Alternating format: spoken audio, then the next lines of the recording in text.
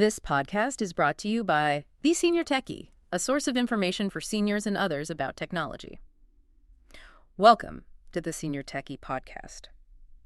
We are going to unpack a scenario today that is, well, it's probably going to sound incredibly familiar to you. Oh, I'm sure it will. It happens to all of us. Right. So picture this. You're sitting on your couch on a Tuesday afternoon, browsing online on your tablet for a new pair of comfortable walking shoes. That was pretty relaxing. Yeah, totally harmless. You look at a few different options, you read a couple of reviews, maybe close the browser, and then you just go about your day.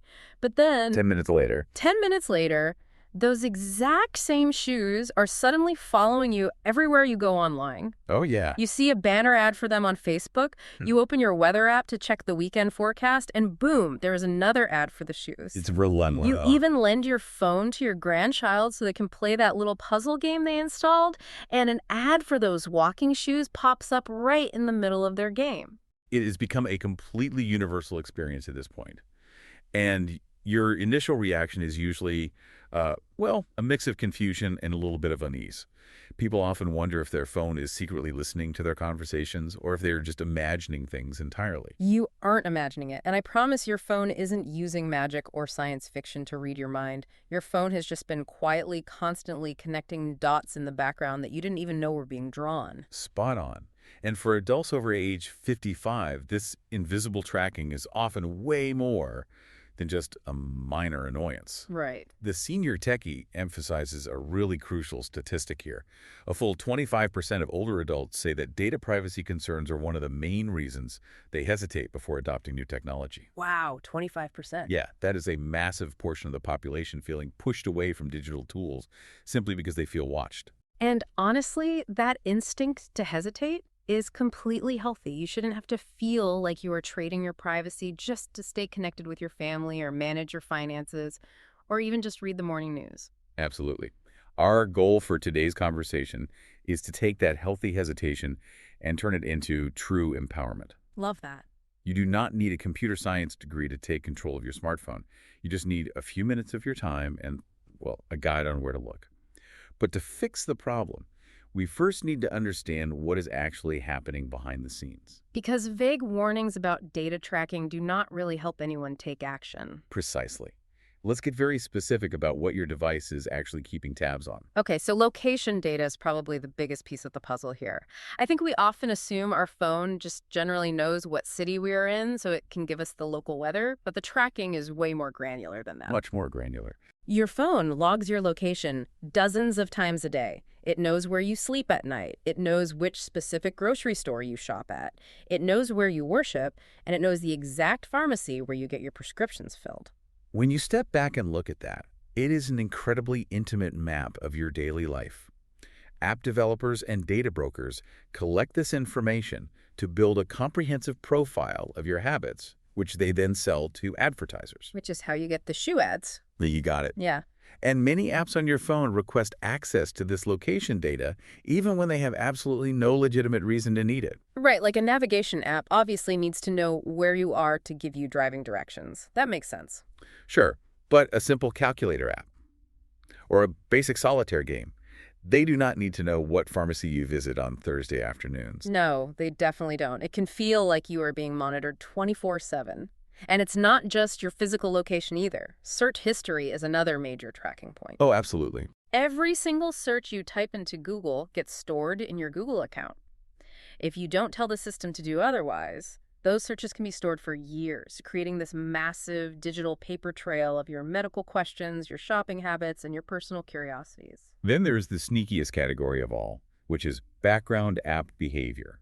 People often assume that if they aren't actively using an app, it is turned off. That would be the logical assumption, yeah. However, apps you haven't opened in months might still be quietly running in the background, checking your location coordinates and beaming that data back to their corporate servers. And this constant background activity is actually a major drain on your device. That brings up a fantastic point from our source material. A wonderful side benefit of taking control of your privacy settings is that your phone's battery will suddenly last much longer. It's a win-win. When you stop 20 different apps from constantly checking your location in the background, your phone doesn't have to work nearly as hard. But before we get to the actual settings, I can already hear people thinking, is it really that serious, or are we just being paranoid? That's a fair question. And this brings us to a highly surprising fact. The National Security Agency actually agrees with this level of caution. Yes. The National Security Agency has released official guidance advising people to review their smartphone app permissions. They explicitly recommend making sure that your apps are not using or sharing your location data without a very good reason. I mean, when an agency dedicated to global intelligence is telling everyday people to tighten up their phone settings, we should probably pay attention. Definitely. But why does the NSA care if a senior citizen's puzzle game knows their location? It comes down to aggregate data. Hostile actors, or sophisticated scammers, can purchase mass amounts of this location data from data brokers. Scammers can use these location patterns to identify vulnerable demographics. For instance, they can figure out when an older adult lives alone, or learn their daily routines to target them with highly specific, believable scams. That is terrifying. But it raises an important question about how these devices are built in the first place. Right. The root cause is a concept called open by default.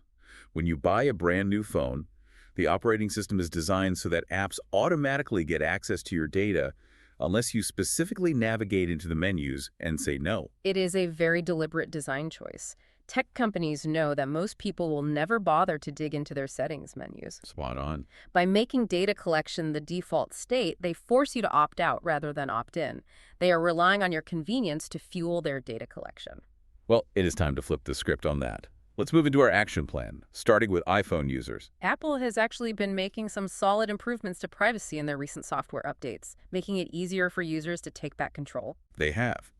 The senior techie notes that Apple continues to refine its privacy controls.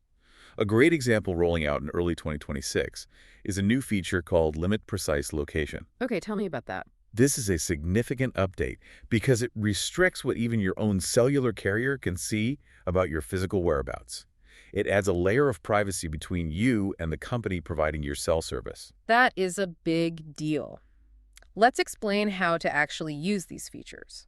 The Senior Techie gives us a straightforward, unhurried action plan for iOS. Let's walk through what your screen will look like. First, grab your iPhone and look for the gray gear icon, which is your settings app. Tap that, and then scroll down until you see a blue icon with a white hand labeled Privacy and Security. Tap that, and at the very top, you will see Location Services. When you open that menu, you will see a long list of every single app you have installed on your phone. Take your time scrolling through that list. Tap on individual apps. If an app does not absolutely need your location to function. Like that calculator or the puzzle game. Precisely. Just tap the option that says Never. While you are tapping on these apps, you will also see a toggle switch labeled Precise Location. You can turn this off for almost everything. Because a weather app needs to know you are in Chicago to give you the forecast. But it does not need to know your exact street address. Turning off Precise Location gives the app a general radius instead of a pinpoint. It is remarkably freeing to just shut the door on all those unnecessary background requests. Step 2 of the iPhone plan is about stopping tracking requests altogether. This is a good one. Back in that main privacy and security menu, just underneath location services, there is a section called tracking. Tap that, and you will see a switch at the top that says Allow apps to request to track. And you just turn it off. You can simply toggle that switch off, it turns gray, and just like that, you have stopped apps from asking to follow your activity across other companies' apps and websites. Step 3 is a feature called Safety Check. You will find this by scrolling down a bit further in that same privacy and security menu. Think of Safety Check as a centralized dashboard. The dashboard, okay. It was designed to help people quickly review who and what has access to their information. Right. It allows you to review all of your privacy accesses at once, and if you feel like things have gotten completely out of hand and you don't want to check 50 individual apps, Because who has the time for that? right, you can use Safety Check to reset access completely and start fresh. It is like a privacy panic button for when you just want to wipe the slate clean. Finally, step 4 for iPhone users involves something called System Services. And this one is intentionally hidden deep in the menus. Yeah, if you go back up to your location settings menu and scroll all the way to the very bottom, past all your apps, you will find System Services. This controls background location features that the iPhone itself uses, not third-party apps. You can go in there and toggle off specific background location features, like location-based alerts or Apple ads, that you don't feel are necessary for your daily use. That covers the immediate steps for the iPhone, but many of our listeners are using Android devices, which operate a bit differently. Very differently, yes. Android is built by Google, which means Google's data collection mechanisms are baked deeply into the entire experience of using the phone. But, and the senior techie explicitly states this, just because it is baked in, you are not stuck with it. You still have powerful options to limit what is collected. Absolutely. Let's go through the Android action plan, starting with web and app activity. To manage this, you want to open the Google app on your phone. Look for your profile picture or initial, usually in the top right corner, and tap it. Okay. Then select Manage Your Google Account. From there, navigate over to the Data and Privacy tab. You will see a setting called Web and App Activity. You can tap this and simply switch it off or pause it. Pausing it halts the continuous saving of your online movements, searches, and app usage into your Google account. But some users prefer to keep a little bit of history saved because it offers short-term convenience. Perhaps it helps you remember a helpful recipe website you visited last week. Yeah, that can be handy. If you don't want to pause the tracking entirely, you can use the auto-delete function. In that exact same Web and App Activity menu, you can set your activity to automatically delete itself. And the senior techie suggests setting it to auto-delete every 3 months, right? Spot on. This provides a balance. You get the short-term convenience of your recent history, but it prevents Google from compiling a massive multi-year dossier on your entire life. It functions like a self-cleaning oven for your personal data, automatically sweeping away the old information so you don't have to think about it. I love that comparison. Step 3 for Android is checking your app permissions, which is very similar to what we discussed for the iPhone. You open your phone's main settings app, scroll down to Security and Privacy, tap Privacy, and then tap Permission Manager. This screen is wonderful because it is organized by category. Yes, you can tap on the microphone or camera and clearly see exactly which apps have been granted access to them. If you see a simple flashlight app that has access to your microphone, you can tap it and revoke that permission immediately. Because a flashlight has absolutely no business listening to your living room conversations. Exactly. I mean, spot on. The final step for Android users involves considering a different web browser entirely. Most Android phones default to using Google Chrome to surf the internet. And Chrome is inherently designed to report your browsing activity back to Google. So the senior techie suggests trying alternative browsers like Firefox, Brave, or DuckDuckGo.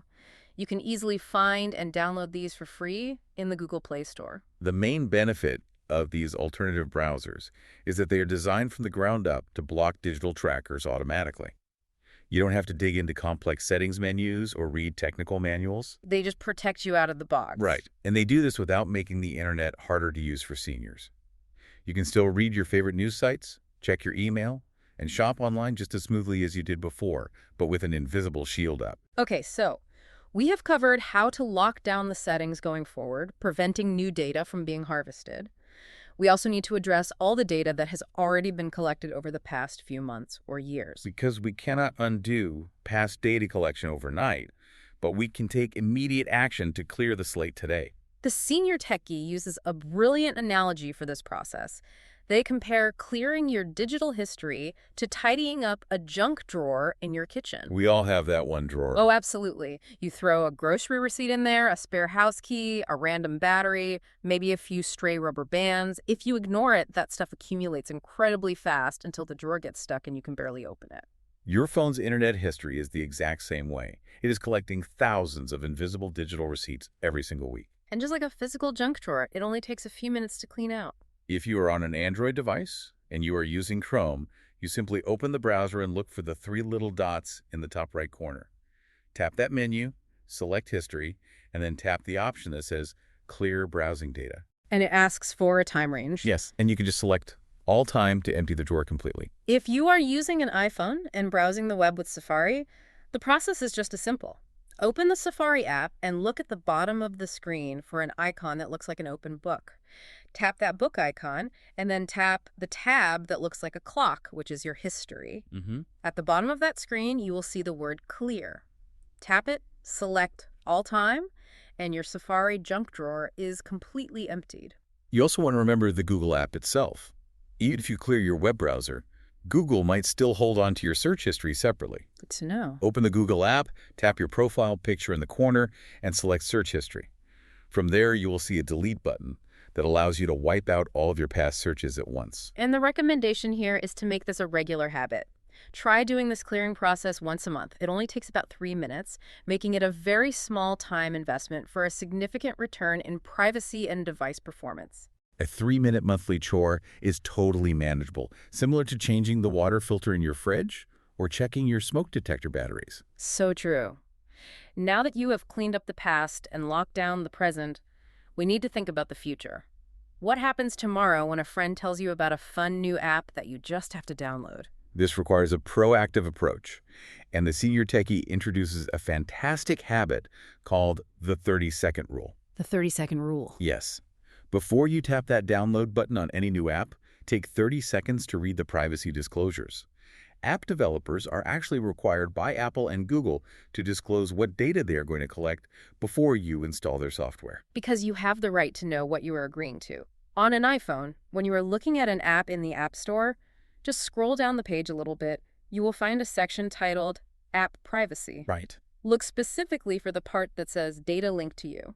It will show you a simple list with icons, telling you if the app plans to track your location, your financial info, or your contacts. On an Android phone, when you are in the Google Play Store, look under the About This App section and tap on App Permissions.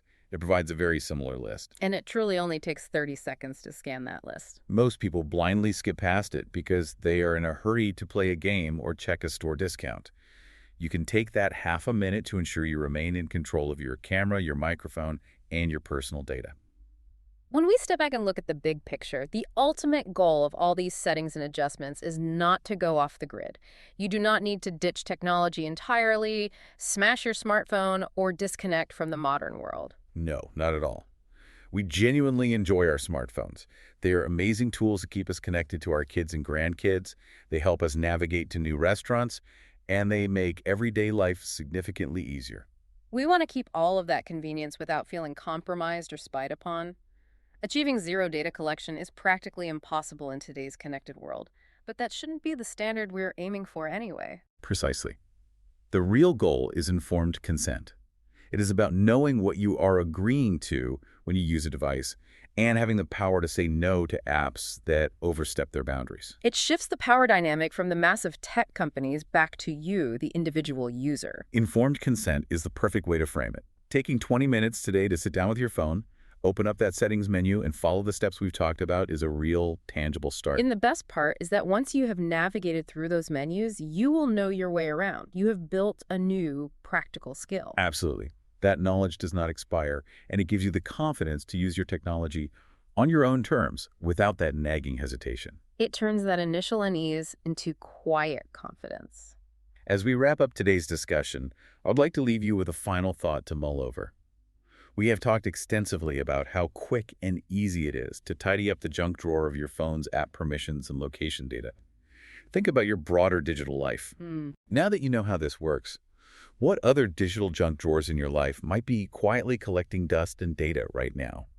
Perhaps it is old, forgotten online shopping accounts you haven't logged into for a decade, or unused email newsletter subscriptions that are still quietly tracking your inbox behavior. Oh, that's a good one. It might be worth applying this same 30-second mindset to those areas of your life as well. A digital spring cleaning for everything else. That is a fantastic point and something great to think about as you go through your week. This podcast was brought to you by The Senior Techie. It's available on Apple Podcasts, YouTube, and Spotify. If you'd like to keep up with our newsletters, you can subscribe for free by going to subscribe.theseniortechie.com.